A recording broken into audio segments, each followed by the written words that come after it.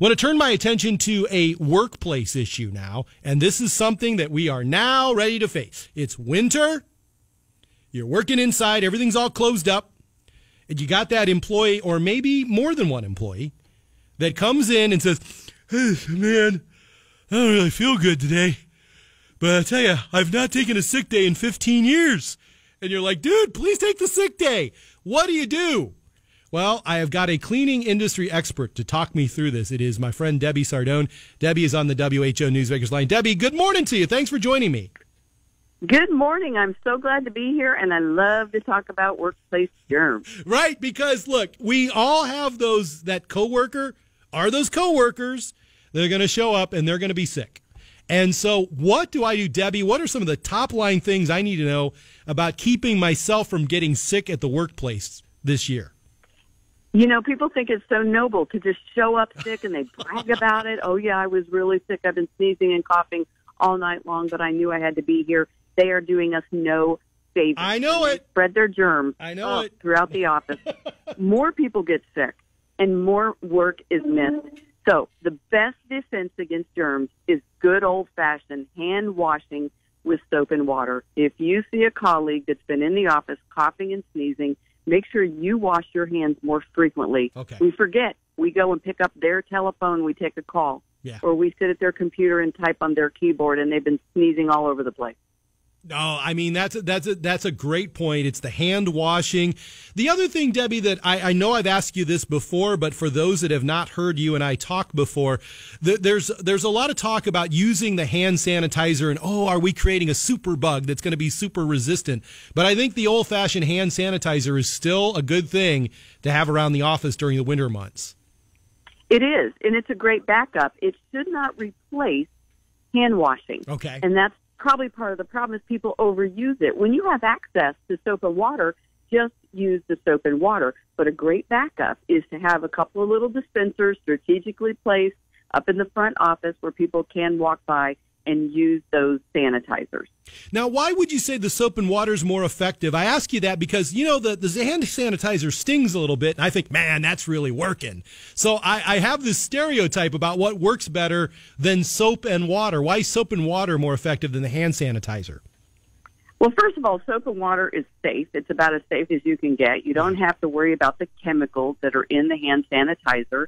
And people tend to disinfect or clean their hands properly when they're running soap and water, whereas we just take a little teeny squirt of that hand sanitizer, we rub it all over our hands, and it really didn't do much good at all. And yeah, it killed some of the weakest bacteria so that only the strong survives, and then they mutate and and grow. Doesn't that sound fun? I know, yeah, exactly. Mutated germs over winter. Thanks for everyone for tuning in this morning. What about just wiping things down, Debbie? I mean, what I really liked recently, I'll say recently, but I don't remember just having access to the little rags that have the Lysol and stuff on it. That seems to be effective, especially in this computer keyboard-driven age. Those are absolutely fantastic, especially during the winter months. Many of them on the label, it states, so Sanitizing Wipes, it will state kills 90% or 99% of bacteria and germs.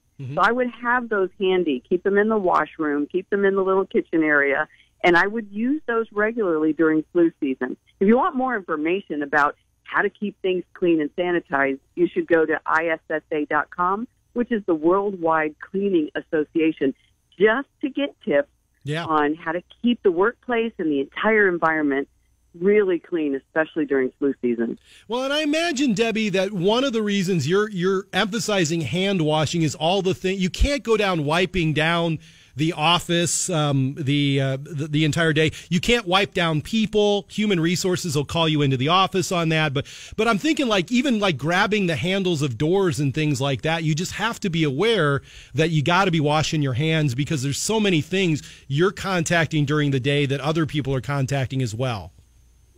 That's exactly right. You can't control everything in your surroundings, but you can control your own hands.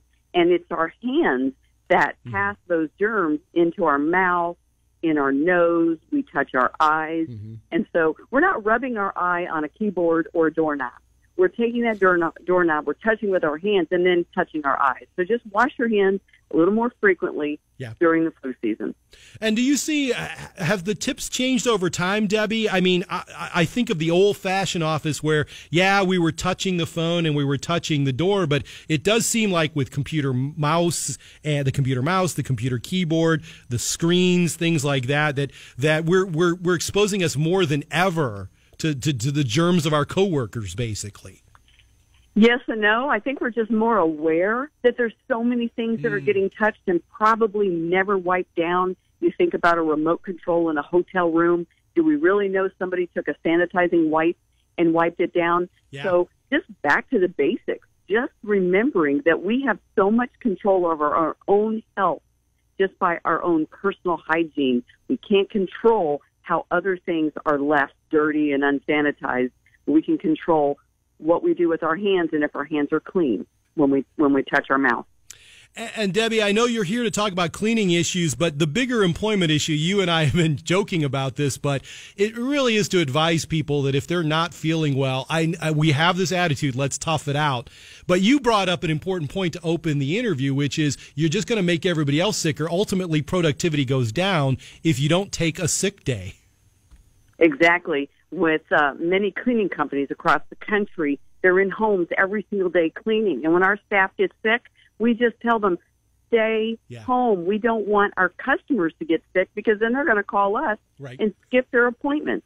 No. Just stay home. Take a rest. That's what the job is for, is to be able to take a day off every now and then when you're legitimately sick. That's great advice. Debbie, give me that website once again for people that just want to take a look at it and get some practical tips around their office. It's the Worldwide Cleaning Association, and you can just visit ISSA.com. S like Sam, ISSA.com. Debbie Sardone. Debbie, it's always a pleasure to talk to you. Thanks very much.